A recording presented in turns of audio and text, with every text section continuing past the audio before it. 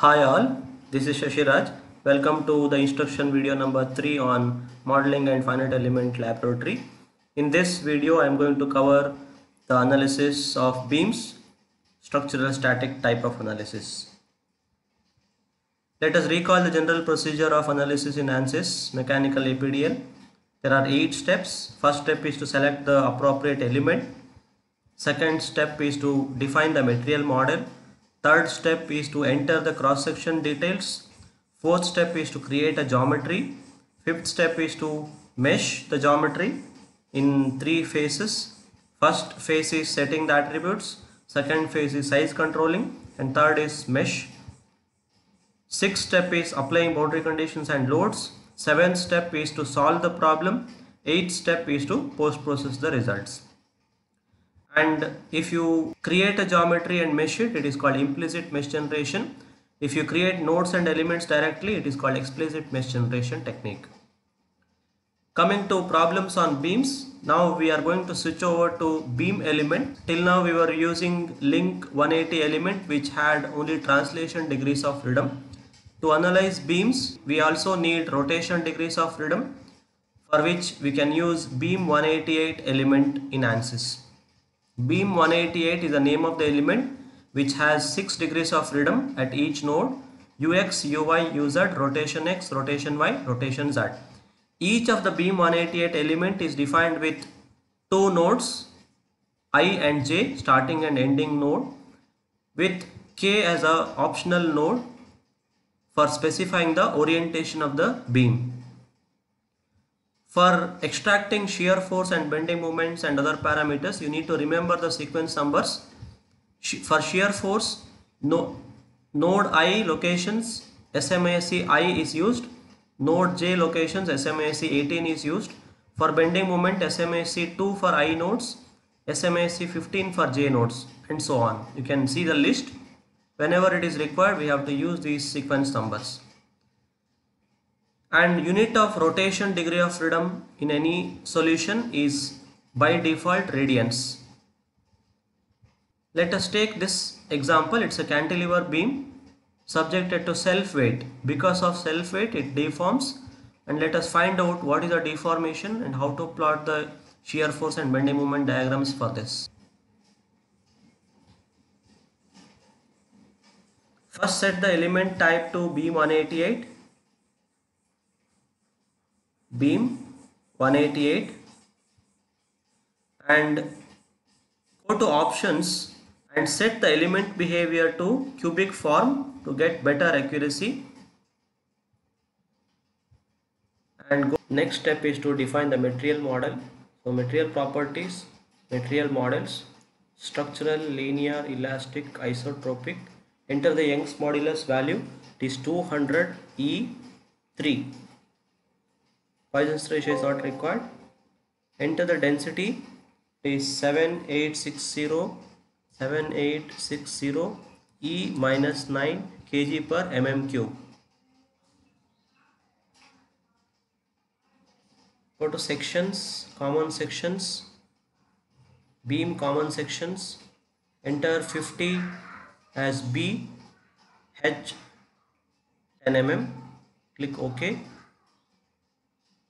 Then go to modeling, create key points, inactive CS. First one should be 0 0, apply. Next one should be at 1000 mm, apply. And I have to place one more key point for specifying orientation, that should be given for y axis. So third key point which is generated for orientation generated here. Next I have to create straight line between this line, this point and this point. Then next step is meshing. Mesh attributes, pick lines.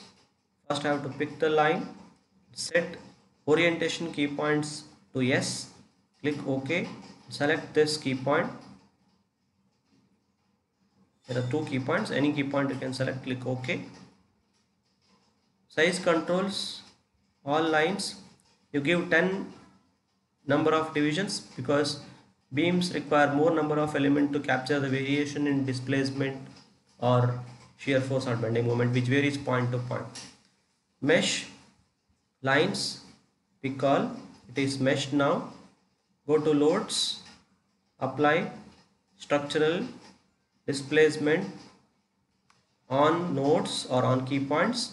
Select the key point here or node, constrain all DOF, and we don't have any other structural load other than inertia or gravity. So go to inertia, gravity, global. In Y component you give 9.81. Here I am not changing the unit of gravity. It is 9.81 meter per second square. It is not required to change because mass into acceleration is force, and if your mass and acceleration units are consistent enough to give the force unit, which is Newton here, you don't have to do any changes. So this is entered as 9.81. Now solve this problem. Click OK. Solution is done. Then go to general post processor, read results, last set. Click OK. Plot deformed shape, deformed and undeformed. So this is how the deformation shape is. 5.78345 mm is the displacement here, and you can see the contour plot also corresponding to displacement. DOF Y component, if you choose, it shows a deformed model with undeformed model. If you are interested in reactions, you can list the reactions here. Reaction solution. These are the reaction solutions. And if you want displacement values, vector summation, see ux, uy, uz it is giving, and u sum also, vector summation of these three components also it is giving. Now all the units are in mm now. If you want slopes, you go to rotation vector sum.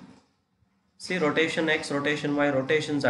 Rotation z is the slope at each and every node now, and all these are very small values. You can see rotation x and rotation y are very small, 10 power minus 11 and 10 power minus 21. Rotation z is what is required for us. It defines the slope at each and every node. Next, let us say I want shear force diagram. So go to element table, define table, add by sequence number SMISC 5 and 18 for shear force. So this is shear force at I location. I am giving the label as shear SF underscore I, SMISC 5. Apply. Next, sequence number SMISC 18 for shear force J locations. Apply. Then for bending moment, it is SMISC 2 and 15. So BM at I location, then 15 is BMJ. Apply. And if you want bending stress maximum, you can choose 34 and 39. SMISC 34 for SMAX I,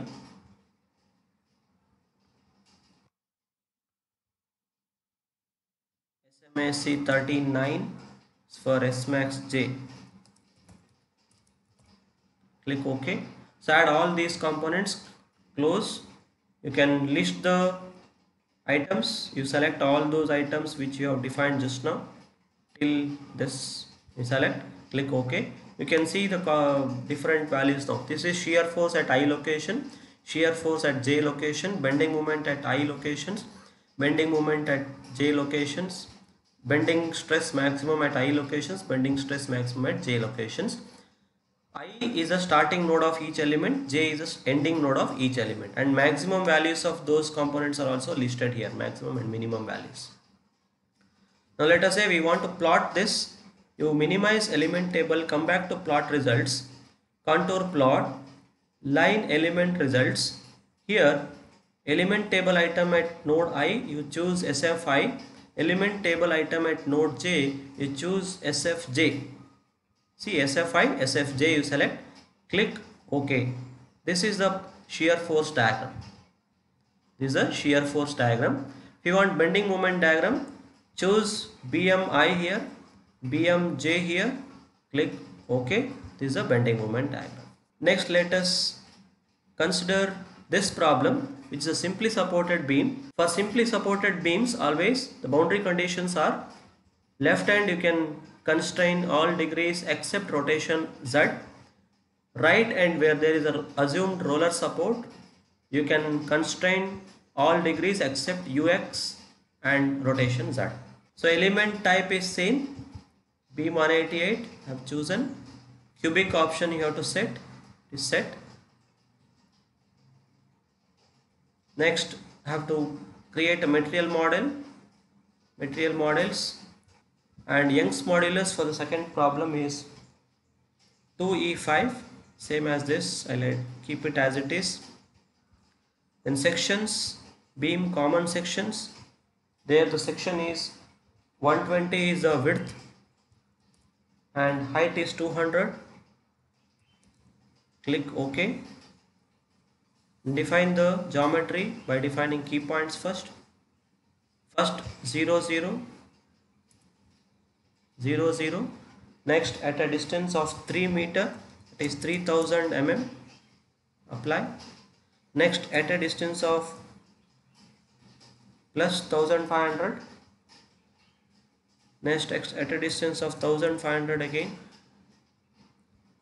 So 4 key points are placed. Next I have to create a key point in y direction for orientation. Then join these key points using lines. One line here, second line here, third line here. Then go to meshing, mesh attributes, pick lines. All lines I'll select together. Orientation key point, you switch on this, click OK. Pick the fifth key point as orientation key point.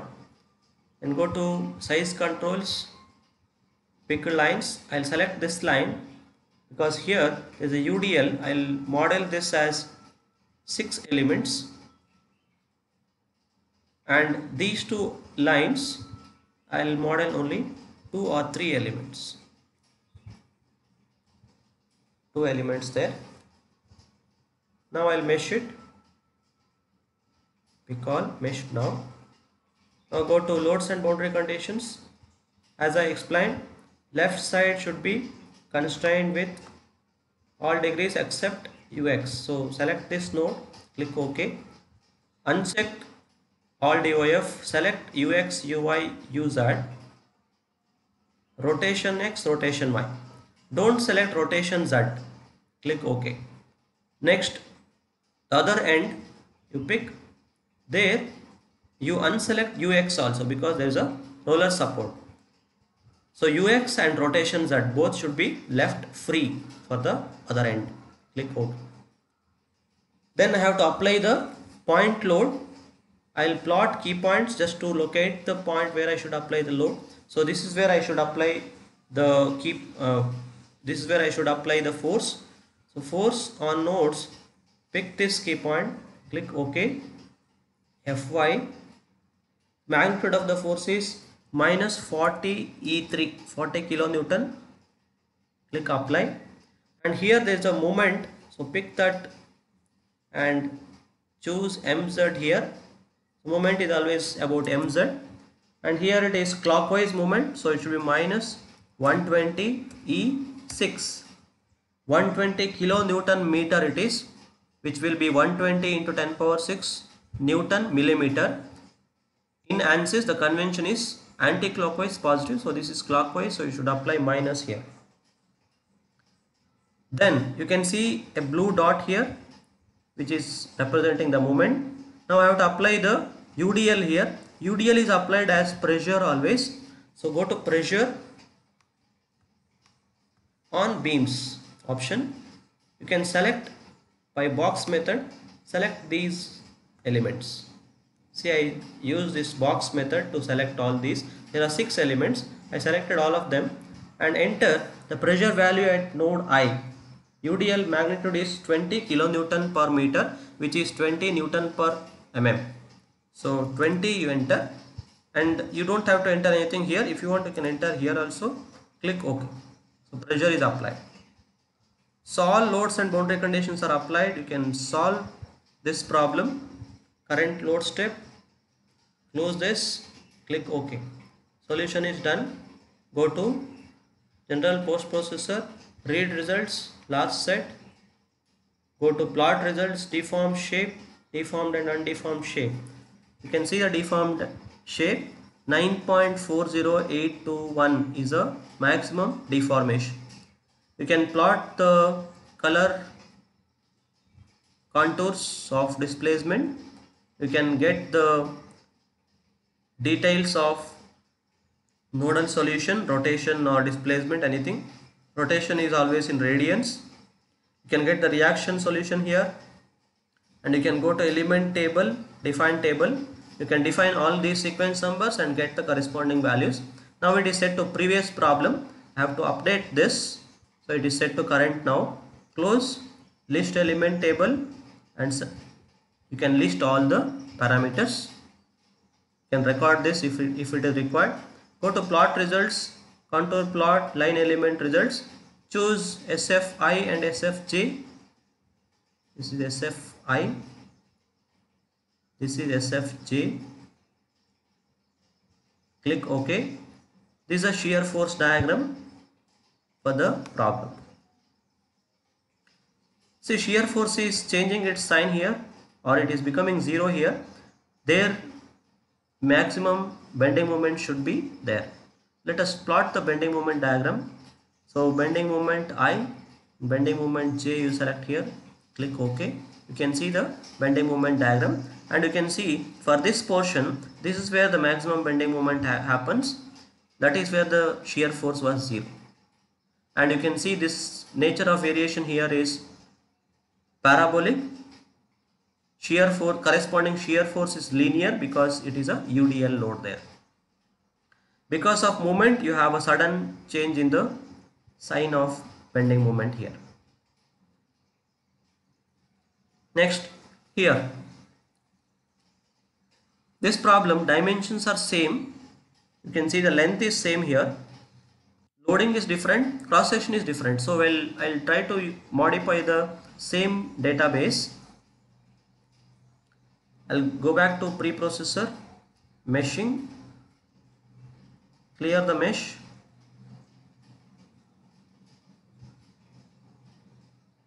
I'll clear the mesh. Element type is same. Material properties, you have Young's modulus 200 gigapascal, which is same. I don't have to change this. And cross section I have to change because it is I cross section. So beam common cross section, you change this to I. Change it to I. And in the problem it is given as W1 is 100, W2 is also 100, W3 is also 100. W1, W2, W1, W2, W3 is 150, sorry. W3 is 150, and thickness, web and flange both, the thickness is given as 25.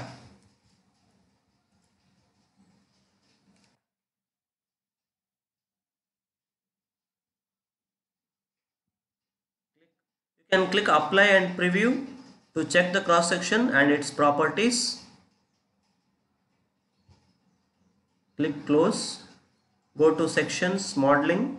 If you plot multi-plots, your model is there. Now I go to meshing, mesh attributes, picked lines. This line, just observe now, this portion I am dealing, I will make this into 4 elements.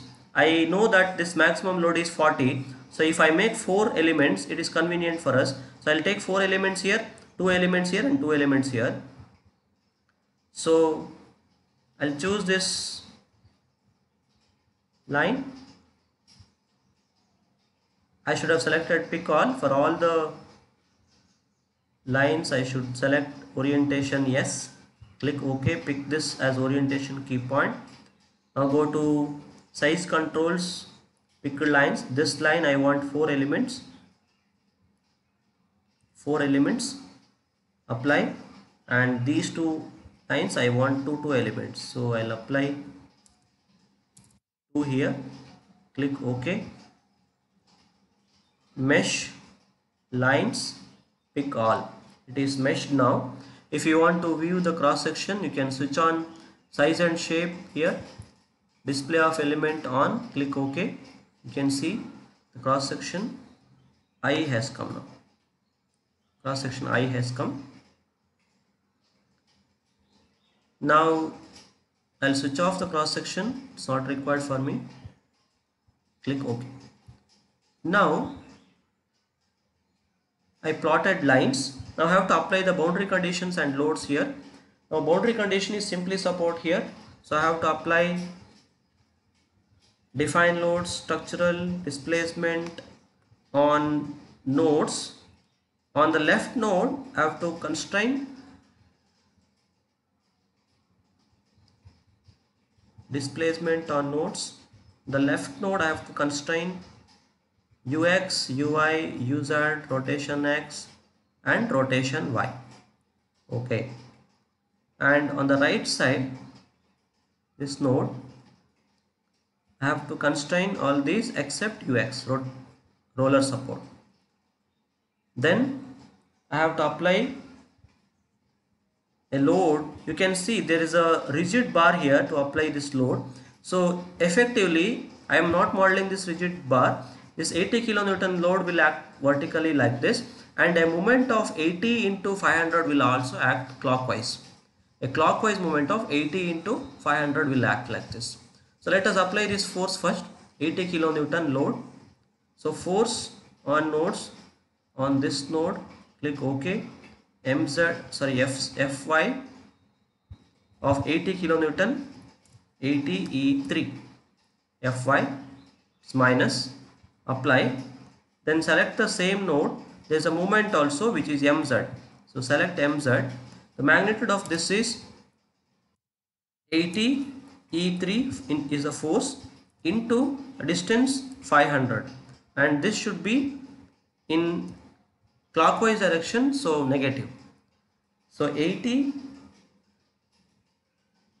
into 10 power 3 into 500 is a moment that you need to apply. Click OK. So moment is applied. Now I have to apply UVL here. So for applying UVL, the only option is pressure on beams option. Pressure on beams. Go to pressure on beams. Select the first element here. Click OK and apply pressure at node I as 0. Node J as how much? In the load you can see 40. If I have 4 elements here, end of this element will have 10 kilonewton per meter load intensity. So here I should give 10 here, 0 to 10. See, it is applied. Select the second element and make this 10, this 20. So it is varying from 10 to 20 here, like this. And select the third element. You make this as 20 and this as 30. So it is varying from 20 to 30. And fourth element, you enter it as 30 to 40. It shows like this, but if I right click and replot, it should show me the full triangle, for which I have to go to plot controls, symbols, and say OK and plot multi-plots. You can see the triangle now. You can see the triangular load which is properly applied.